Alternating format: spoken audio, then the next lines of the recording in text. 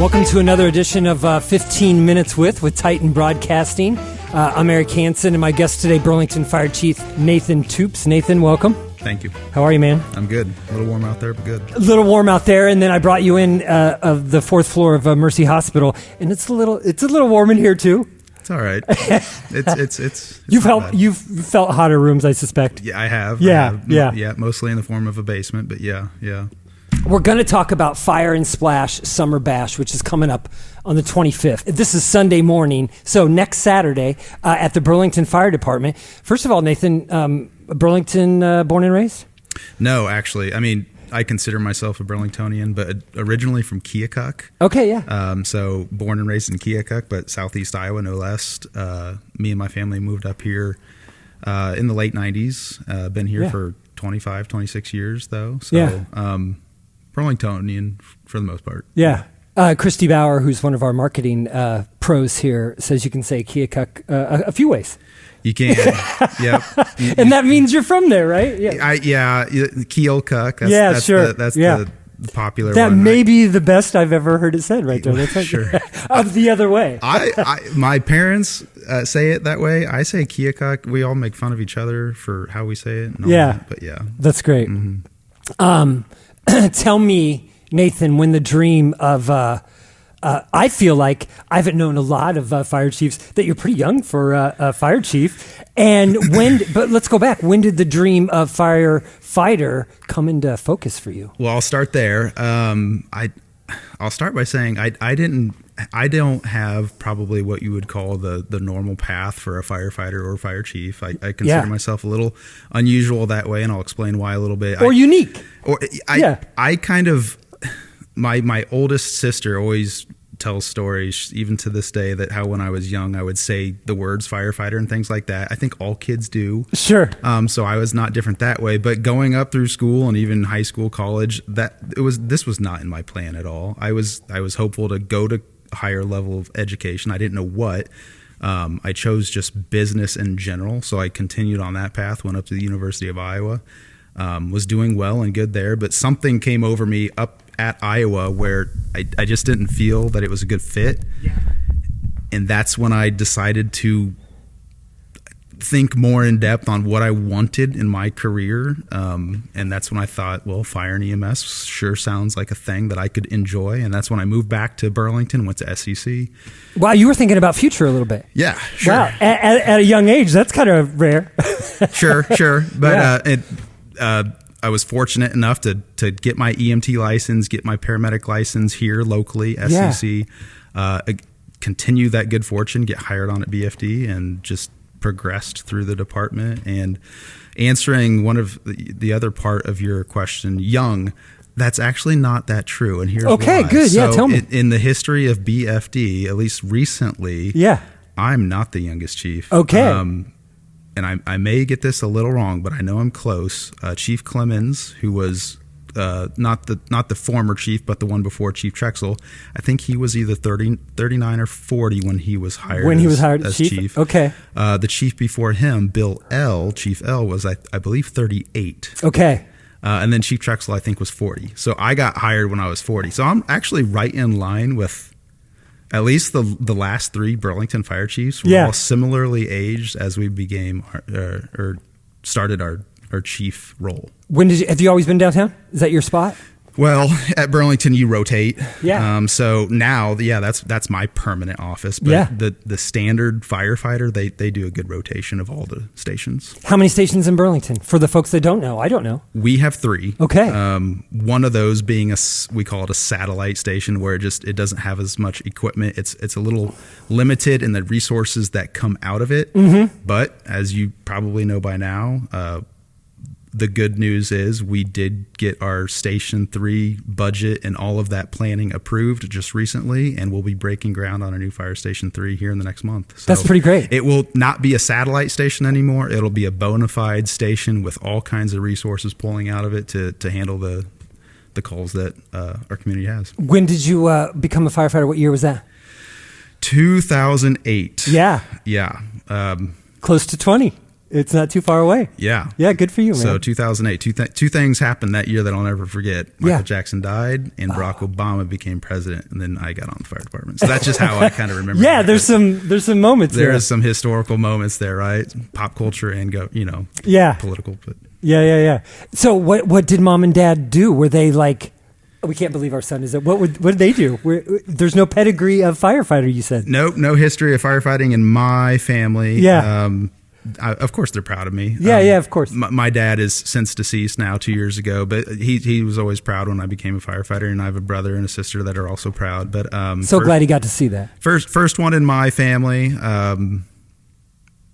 Other than just being simply proud, like good parents should be, that's about it. Yeah, wonderful. Tell me about the before we get to Fire and Splash.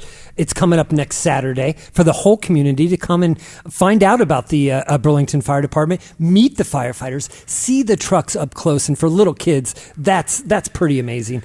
Tell me about your crew down there. Tell me about a day where there's no fires. What happens at a firehouse? A lot of people wonder. Well, the business side of things is every day they have something to do, whether it's a chore, equipment checks, inventory checks.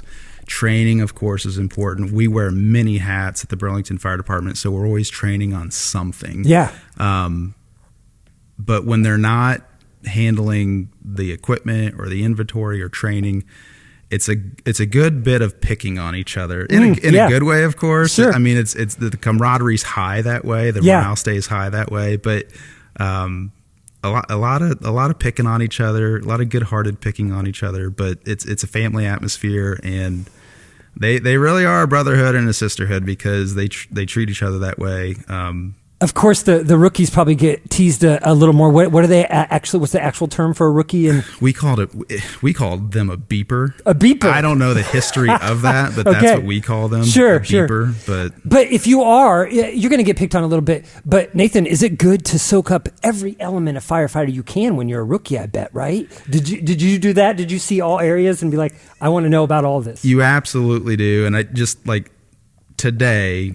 As I'm 19 years on the job, I do reflect on those early years and moments that I had. I didn't really know about them then, and I had different priorities and what I wanted out of the career then. But you definitely do. You should soak it all in. You don't even realize how good you have it as a firefighter because it's such a fun brotherhood and sisterhood, and the community does think so highly of you. Our profession is so highly respected that I don't want this to come off as conceited or anything, but you're almost treated like a local community celebrity at times. Yeah. Because people really respect what they do and what we do. And so when you go into the store, people stop to say hello, or they look at you different. They look at you with a lot of respect, and that's wonderful. And you understand that reverence probably going in to be a firefighter, like, I'm being looked at as someone people respect. Oh, yes. Yes. I'm sure you knew it. If you're wearing the uniform, the eyes seem to always be on you, and that's a good thing because that's what the profession is supposed to be, like full of trust and transparency, and we're there to treat you right on your worst day, right? So, but going back to your earlier point, a new guy, a beeper, a rookie, just speaking for myself, you really should try to soak up in all that brotherhood and what the profession is. Can you call out a few guys or gals from over the years back in the day who kind of made you the firefighter you are today? Can you? I can. It'd be interesting if they come up to me here in the coming months or weeks, and if they would listen to this. But like Frank Guyan, was one of my early mentors, and if anybody knows Frank Guyan, they're going to roll their eyes right now because he's such a jokester. But he truly was a mentor of mine, and he brought me up right in a way that he taught me the job, held me accountable when I needed to be. And former Chief Matt Trexel, I came on the job, and he was my immediate battalion chief. And as I grew into the position, he always kept me under his wing a little bit, treated me right, and I got to work with him as his right-hand man for the end part of his career. So that's great. There's several others. Yeah, of course. I don't want to disrespect anybody, but there's two names right there that come to mind right away. And those names are actually probably polar opposites because, again, if Frank and people that know Frank are out there listening, he was a troublemaker, right? Yeah. But to get both those sides is great, right? Yeah, you got both the sides where you got to find the balance of it. But. Yeah. And I'm sure there's been guys coming up over the years, even before Chief, that you were like, okay, this guy needs some help and I can help him. Sure. Yeah. Sure. Yeah. Yep. That's pretty great. Yep. You guys are right downtown. What street? Tell everybody where the firehouse is downtown. 418 Valley Street. Yeah, is Valley the official and address of Central Fire Station. Yep. And that's the corner of, Valley and 5th or 5th and Jefferson. Yes, yeah. So when community events, big stuff is happening, I always see your doors open. You guys are always out there. Yep. So people know you well. Why the Fire and Splash Summer Bash? This is perfect. Did you want to tell me about this event and why you guys decided to come up with it this year? A couple things. In no particular order here, but tonight, ironically, is Farmers Market. Yeah. So it's hot. A number of years ago, and I'll give credit where it's due here, a former firefighter, battalion chief captain, all that, Jason Wagner, he's no longer with us. He's retired. He's moved on, next chapter of his life. But one day during a farmer's market, I don't know how he came up with it, but he did. He's like, hey, let's put the aerial out. Let's run the sprinkler. Yeah. And he did that. And sure enough, people came. They came to that. They're very attracted to that cooling off. One, we already know kids love fire stuff, fire trucks and firefighters. And then on a 100-degree day, what better thing to do than play under a sprinkler like that? Right. So that's how it kind of spawned. Secondary to that, we do have a strategic plan. That's basically our roadmap to growth and development through the years. So under our current plan, it's to engage with the community and to have a community anchor event. In the past, we've kind of thought of the 9/11 ceremony as being that, but as we've kind of thought more on that, we didn't want to associate the anchor event with that remembrance. Sure. Which makes sense. Because we didn't really want to disrespect what 9/11 is. That's not a time to have fun. Yeah. It is a time to maybe engage the community and support each other in our country that way. But it's not an event where we want to have fun, engage that way with the community. So we thought, well, and push aside what's right there. Yes. So we thought, well, what could we do different? And again, several of us internally kind of spitballing some ideas off each other. We thought of things that we could capitalize on. Well, again, the farmers market where we had the sprinkler out, how popular that became. Yeah. What could we do there? And that's what's kind of spawned this idea. Yeah. It's called Fire and Splash Summer Bash. Food and drinks, water games for the kids. You can see the fire trucks up close and personal. It's 11 to 2. Next Saturday, 400 block of Valley Street, and absolutely free. You have a couple sponsors that helped you out with this event, but you're going to be in the dunk tank? I will be. Yeah. There'll be some other firefighters. I got a feeling not your first dunk tank, Nathan. Not my first. Yeah. No, National Night Out hosted by the law enforcement. Our brothers over there at Burlington Police Department. They've had the dunk tank several years, and I've been in it. I've been in it for those events. Yeah. So not my first time. Won't be my last time on this one either. But yeah, there'll be myself, other firefighters, and hopefully some of the on-duty guys get in there too. We'll see if they're not running calls. Yeah. Well, I hope by next week, I think we're going to get a bit of a cool-off for next Saturday. I think. I don't know. Have you looked at the long term? I did today, actually. Yeah. Okay. Am I wrong? I didn't see any rain, and that was really what I was focused on. So I didn't really see the degree fluctuation, but I was counting on there not being rain. Right now, there's not rain. Yeah. And when they come down, they're going to get a little cool off anyway, right? Yeah. Yeah. Right. So just playing in all the water features and all that. We will have ice cream, free hot dogs, free beverages, free cookies. Is that all made by you guys? Who's getting that food? I would like to kind of point out some of the, you mentioned the word sponsors. Yeah, go ahead. So there are some sponsors involved: Pepsi, Drake Hardware and Software, the Elks, Burlington Blackwater, Marty and the crew. Yeah. Yes. Marty. Yeah. Hy-Vee, Sturzings. Okay. I hate if I miss somebody here. Will you guys be on the grill that day at all?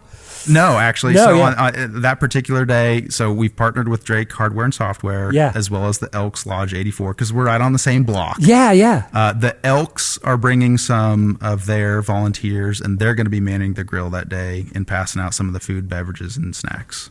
Firefighters will kind of have some split roles. Firefighters are supposed to be engaging with the community, maybe playing with the kids as much as they can in the dunk tank, in the bounce house, running some of the games where the kids could carry a hose bundle and stuff like that. And answering all those amazing questions that they have. Perhaps, showing the vehicles and things like that. So we won't be manning the grill that day. The Elks volunteers will, and that's great for them to do that. So. Yeah. It's coming up on Saturday the 25th, 11 to 2, Fire and Splash Summer Bash. Going on here in Burlington. Are the other fire departments or some members coming over to join you? As of right now, and again, this is year one. We're trying to see what this will be and if we're successful and how we could go about this. Right now, it's us. It's the Burlington Fire Department with the two partners that I just mentioned in Elks and Drake Hardware and Software. So that's it for this year. We'll see if we're successful and we can expand next year, hopefully. Nathan, if you had any anxiousness going into this event, like you said, your neighbors are coming. It's a Burlington event, and that's what makes it great. There aren't outside sponsors. This is right here. This is Burlington. And that's part of it, too. We want the Burlington citizens and our community to come down and show pride in ourselves and the fire department, of course. Yep. So. Today's Sunday. That's next Saturday. Make sure you get down there, and it's a free family event. Take the kids down. They get up close and personal with those vehicles. It's just something. Adults, when you get up close, when you see a fire truck go by, it's impressive anytime. Yeah, I agree. If I want to be a firefighter, and I live in Burlington, and I've always loved that, and there's just something about, or maybe it's in the family. How do I get started? There's more than one way to approach it. We encourage anybody that's interested to call down and start asking questions. Yeah, because we do have good advice, of course, and we are so fortunate to have SCC right here in our own neighborhood to have some of the courses to start planning to attend. They helped you in getting under your belt. That's right. Yeah, like EMT course. The paramedic course, things like that. But probably more than most is getting out there and actually volunteering, because the volunteer industry is needing more help. Yeah. But getting into those volunteer departments to see if actually you like it, because it's not for everybody, but that'll give you a chance to see what the profession is, what the expectations are, getting some experience under your belt and seeing some of the things with your own eyes, what you're getting into. That's probably the best advice that I could give, because some people have in their mind what this profession is, watching TV, reading a book. But actually, when you get there on the 3 a.m. late night call, there's some pretty serious stuff happening. Yeah. And you get to witness it and be a part of it for yourself. That'll clue you into if this is the profession for you. So just getting out there, volunteering, and maybe if you want to stay at the volunteer level, that's good. We need that. But if you want to advance into a career where you get paid, perhaps, that's where you should start. Yeah, and it can provide for a family pretty well. And like you said, it's a great job. I mean, it's provided for me and my family. I've been doing this for 19 years, and we have one of the best retirement systems one could ask for in a pension right now. Yeah. So it sets you up for a nice life. That's pretty great. It does. What is you've been a firefighter for almost 20 years. What is the most realistic fire movie? Oh shoot! That a lot of the guys agree on. Like that's pretty close. That's a hard question to ask. I don't think any one of them are really there. Yes, because they always got to sprinkle Hollywood on it, right? Yeah. And what would I find out what's on in the firehouse a lot that maybe we'd be surprised at? What's on there when you guys are just kicking back? Is it a lot of sports? Are you watching it's probably World Cup right now? Of sports. Yeah, no, it is, especially during like football season. And I almost canceled this interview when I found out you were a Cardinal fan, but I let that slide. I'm going to tell you, I was rooting for your guy in the home run derby. Jordan Did you Walker, watch it? I did watch it. That was a surprise to. I forgot that dude walked up to the plate, and I'm like, I haven't seen a guy this gigantic and powerful and confident swinging like he did. He was so relaxed up there. It's a surprise. He's the first Cardinal to ever win the home run derby. I mean, Mark McGwire, big Albert Pujols never won it, but I'm a Cub fan, Nathan, but I was rooting for your guy. Oh boy, yeah, jeez. Over my Schwarber, former Cub. So that was pretty cool to see. Well, come meet some of these guys and girls who you might call heroes, and a great job that they have, and they protect the community. And when they're not, they're preparing to protect the community, and they're going to have a lot of fun and show you a little bit of what they do at Fire and Splash Summer Bash coming up next Saturday at 11. And Nathan, anything else you wanted to throw in there? I don't think so. Thanks for having me, of course. Absolutely. It was a pleasure coming to kind of promote this event. We're really looking forward to it. Again, this is year one of this. We're a little nervous about it, but we hope the community comes out, gets to meet their firefighters, and engages with us because we want to engage with you. Not on a call, right? This is that moment where we get to see each other face to face and just have fun, right? We're not pulling you out of a car or something like that. So, we're really looking forward to it, and we hope that this could be a sustainable thing.